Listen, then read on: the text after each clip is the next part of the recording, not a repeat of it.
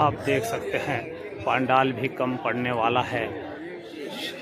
शायद ऐसे ऐसे 4 पंडाल और बन जाएंगे जितने की पब्लिक यहाँ पहुँची है राहुल गांधी जी को देखने के लिए, उनके विचारों को सुनने के लिए। कांग्रेस प्रेमी जनता है।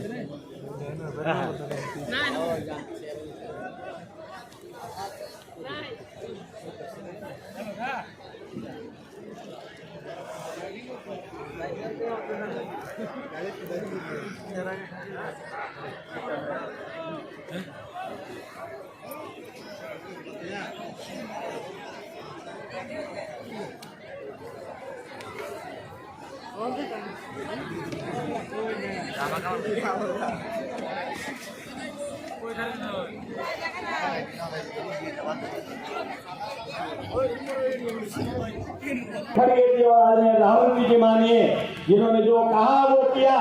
इन्होंने कहा ओपीएस देंगे, तो जहां जहां कांग्रेस की सरकारें थी उन्होंने तुरंत प्रभाव से उसको लागू किया।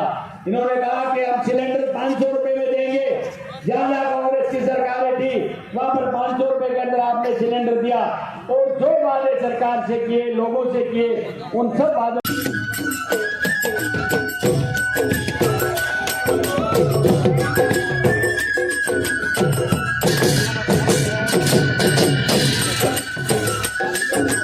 असम का बहुत ही मनमोहक म्यूजिक, हृदय को छूने वाला म्यूजिक।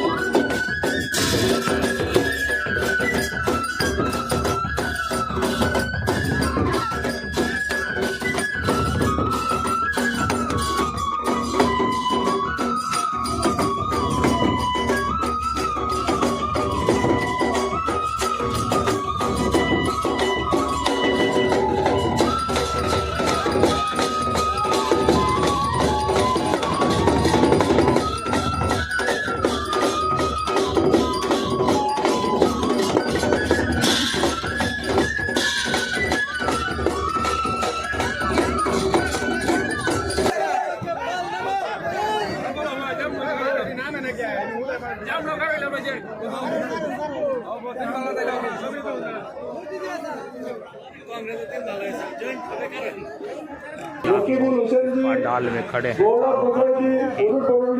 चारों तरफ पब्लिक उमड़ पड़ी है, रोड पर पड़ी है।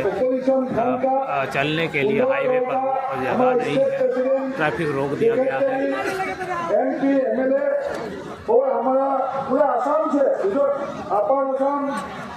हमारे नायक श्री राहुल गांधी जी, केसी वेणुगोपाल जी, जितेंद्र सिंह जी,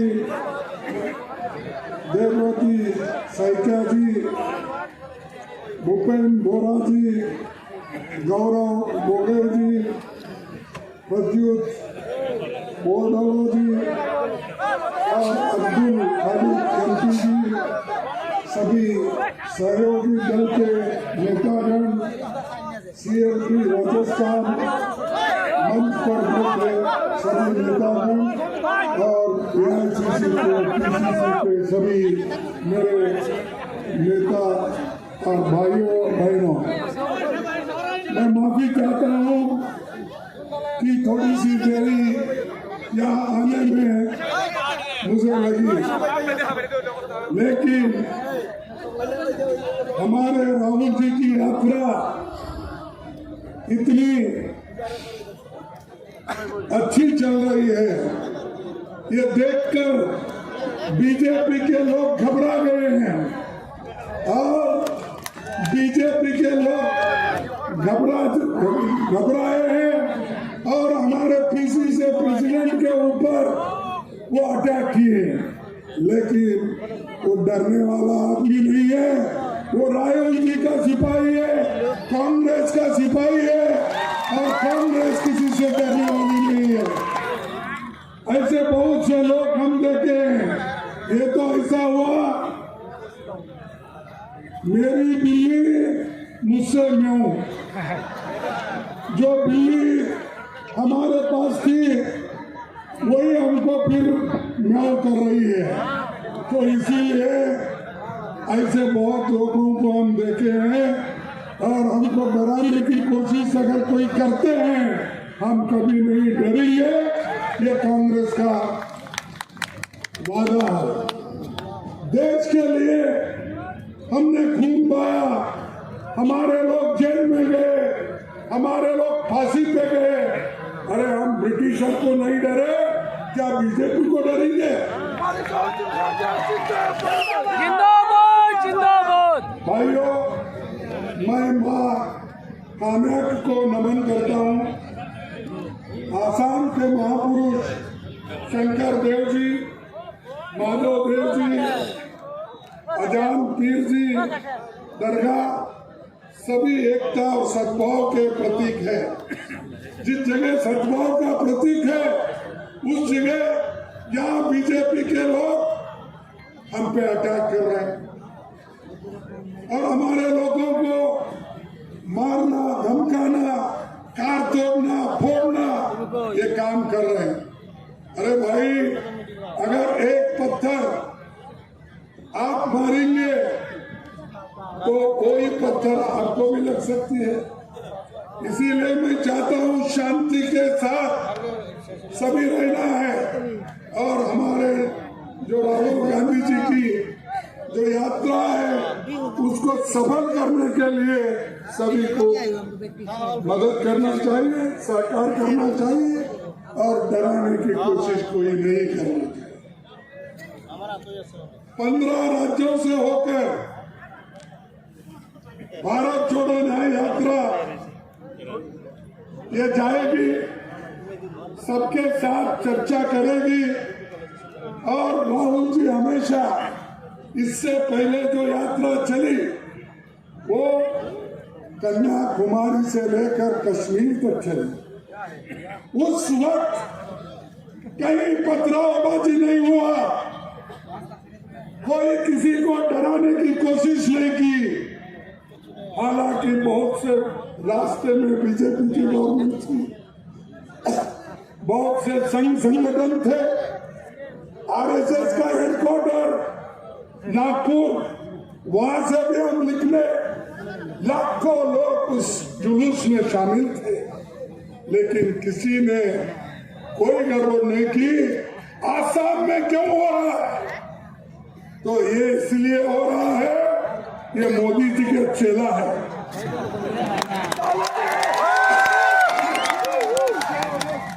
ये शाह कैसा बोलते हैं वैसा सुनता है। भाइयों, ये सोच है कि आज IIM पब्लिक सेक्टर ये काम मोदी के जमाने में हुए, ये सब कांग्रेस के जमाने में नेहरू जी ने बनाया, इंदिरा गांधी जी ने बनाया, और इसीलिए तो भारत की आर्थिक स्थिति मजबूत हो गई।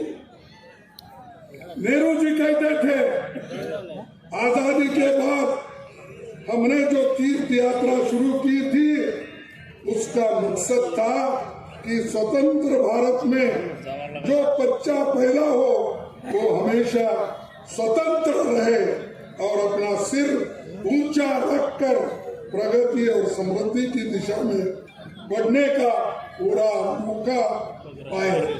ये विचार जवाहरलाल नेहरू जी का, उसीलिए वो कहते थे आजादी के बाद हमने तीर्थ यात्रा निकाली, इसीलिए निकाली पब्लिक सेक्टर्स बढ़ाने के लिए, डैम बनाने के लिए, एग्रीकल्चर प्रोडक्शन के लिए। ये काम हमने किया। इनकी तीर्थ यात्रा क्या हो रही है? मोदी जी सब छोड़ के, अरे आपको हुकूमत करने के लिए दिल्ली में बिठाए हैं, गरीबों का जो दुख दर्द समझने के लिए आपको वहां बिठाए, लेकिन आपको मंदिर फिर रहे। अरे आप मंदिर फिरना, अपने घर में पूजा करो ना। घर में पूजा नहीं कर सकते क्या? रोज ऐसा ही फिरते रहते हो? कभी तमिलनाडु, हाँ मैं समझ गया। मेरे को कोई आज सुबह बोल रहे थे वो दक्षिण में बहुत दौरा कर रहे हैं, इसीलिए दौरा कर रहे हैं कि उधर थोड़ा धूप है, ठीक है, इधर बहुत ठंडी है, तो ठंडी में वो जाना नहीं चाहते, उसीलिए उधर दक्षिण में फिरते कल वो यहाँ रात वो अकेले ही पूजा करे, वो अकेले ही भगवान को मनवा ले, और आगे ये निशानी कहती है तो मैं ये कहूँगा ये तो हिटलर की निशानी है। अगर आप अकेले ही सब कुछ करते हो, फिर दूसरों से क्यों वोट मांगते हो?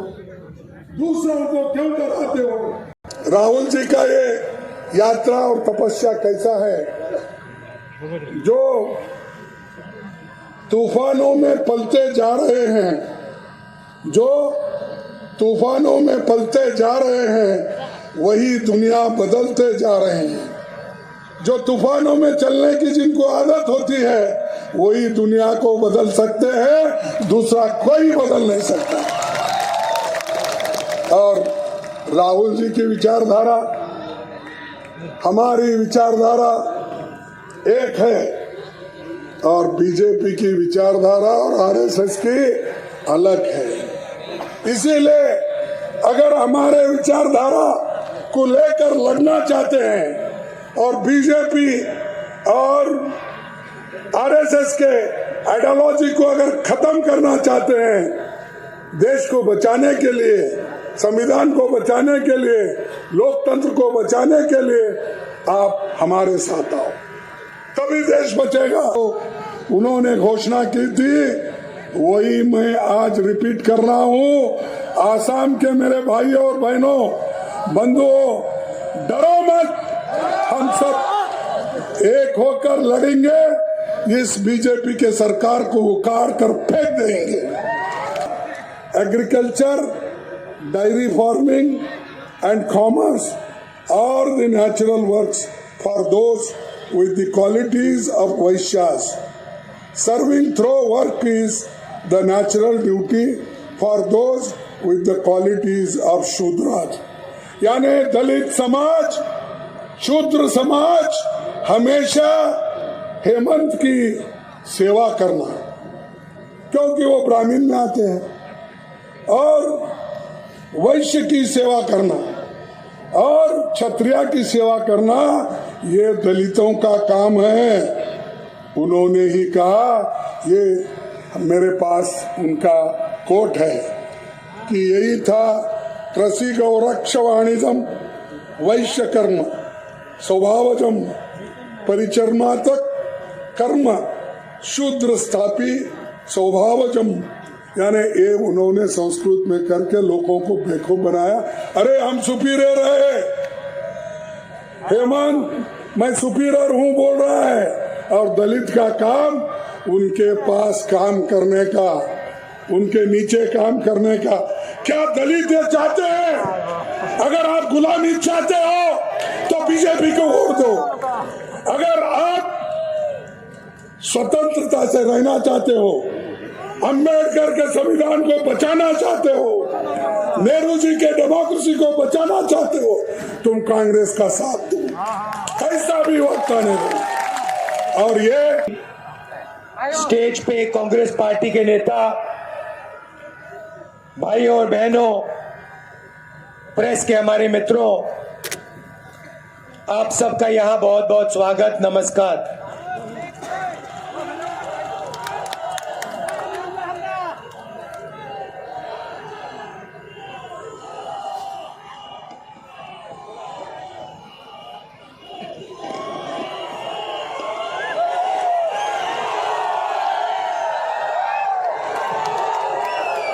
अब 2-3 दिन से मैं भारत जोड़ो न्याय यात्रा में आसाम की सड़कों पर चल रहा हूं। मैं शुरुआत में आपसे एक सवाल पूछना चाहता हूं। हिंदुस्तान का सबसे भ्रष्ट चीफ मिनिस्टर का नाम क्या है? जरा फिर से बोलना।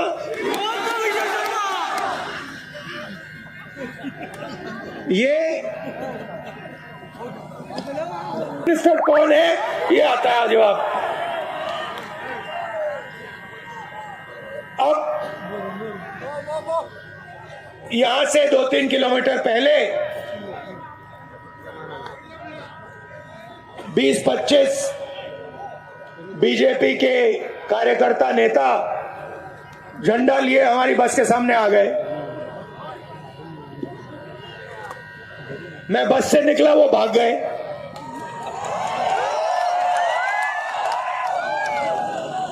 मतलब क्या समझ रखा है इन लोगों ने कि कांग्रेस पार्टी बीजेपी के कार्यकर्ताओं से, आरएसएस के कार्यकर्ताओं से डरती है क्या? ये कौन सा सपना देख रहे हैं?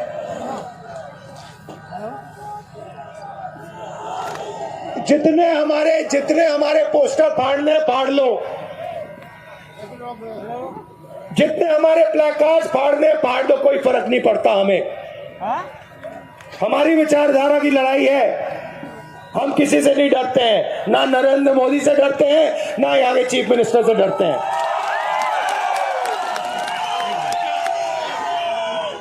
मगर बीजेपी के नेताओं को असम के युवाओं को बताना चाहिए कि आज असम के किसी आपको जॉब नहीं मिल सकता। इसका जवाब नरेंद्र मोदी और आपके चीफ मिनिस्टर को देना चाहिए। इसका जवाब नहीं देते हैं। आज मैं जो चाय के मैदान में काम करते हैं, मजदूर भाई जो चाय के मैदान में काम करते हैं, वो आए, मुझे कहते हैं कि बीजेपी ने अपने मैनिफेस्टो में वायदा किया था कि हमारा रेट बढ़ाएंगे, 350 रुपए का कर देंगे। मैंने उनसे पूछा क्या हुआ? कहते राहुल जी, बीजेपी ने हमसे सीधा अपने मैनिफेस्टो में झूठ बोला। फिर मुझे कहते हैं राहुल जी जब हम बीमार होते हैं एम्बुलेंस तक नहीं मिलती है, हमने अपने जेब से पैसा देकर एम्बुलेंस में जाना पड़ता है। उससे पहले 4 युवा आए, मुझे कहते हैं राहुल जी हमारे